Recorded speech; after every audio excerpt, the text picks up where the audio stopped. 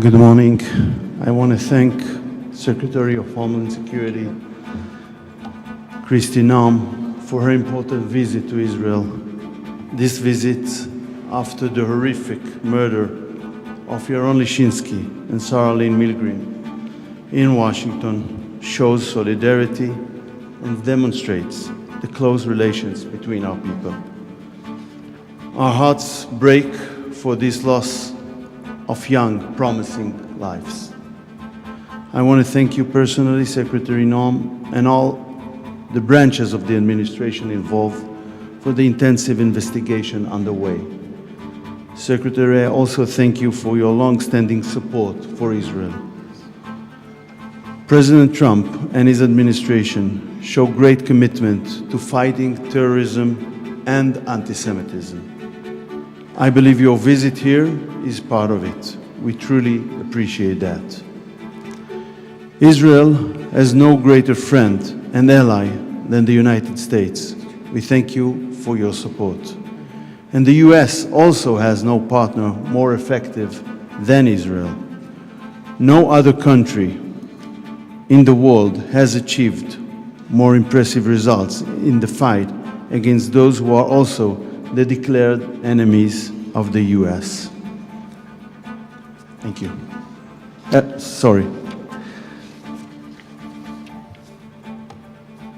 To our enemies, I say today once again, Israel will never surrender to terrorism. Please, Secretary. Yes. Well, thank you. Good morning, and thank you, Minister. I appreciate your hospitality and your focus on recognizing those that we have lost. Following the horrific terrorist attacks in Washington, D.C. that took the lives of Sarah Milgrim and Yaron Lishinsky, President Trump asked me to come here to Israel, to stand with all of you and to honor Sarah and Yaron. Today we stand together with profound grief, and our hearts are heavy with the loss of these two radiant souls that we will no longer have with us. Their lives were so full of promise and love and dedication, and may they be an inspiration to us of how to live our daily lives as well.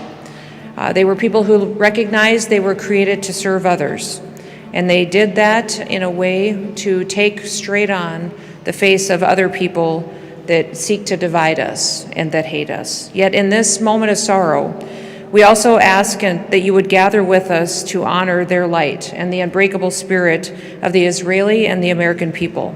Yaron was known for his infectious smile and his unwavering commitment to peace and the vision of the Abraham Accords. But he believed in peace and goodness.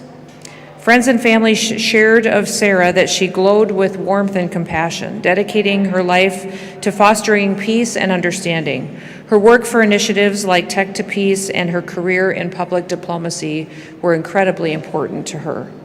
Their love for each other, a bond that was so strong that Yaron had already chosen a ring to propose to Sarah here in Jerusalem. It reminds us of the dreams that terrorism seeks to destroy every single day. But we will not let hatred have the final word. Sarah and Yaron's lives are a testament to the power of love and service. They stood for something that was much larger than themselves, and their memory calls us to do the same.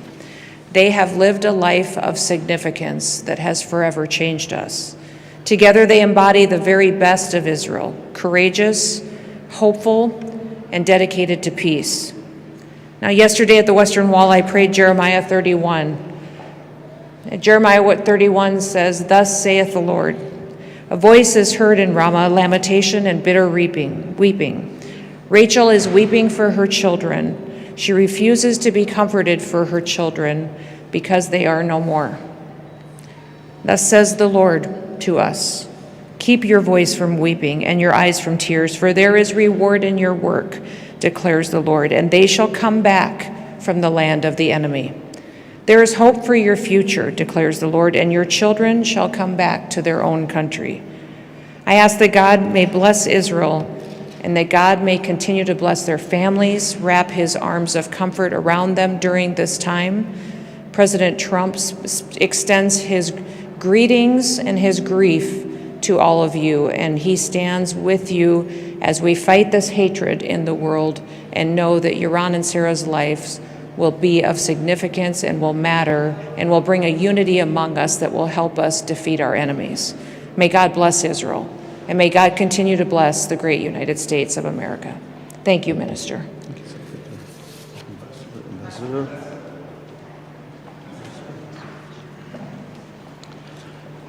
We're so very honored that the Secretary is here.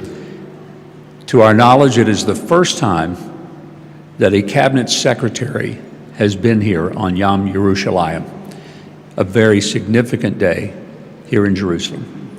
And we're grateful for her presence and the fact that the President has asked her to come, not only to be here to represent him and the United States, but also to offer personal condolences to the families of Yaron and Sarah. Their lives were taken from them last week. Their lives should have been celebrated this week as they were going to become engaged here in Israel and plan for a life together. Instead, because of an act of hateful terrorism, their lives were taken from them. But their memories will not be taken from any of us, and we should always be mindful that there are people who pay an incredible price to simply be Israelis and Jews. And it's why the United States must always stand.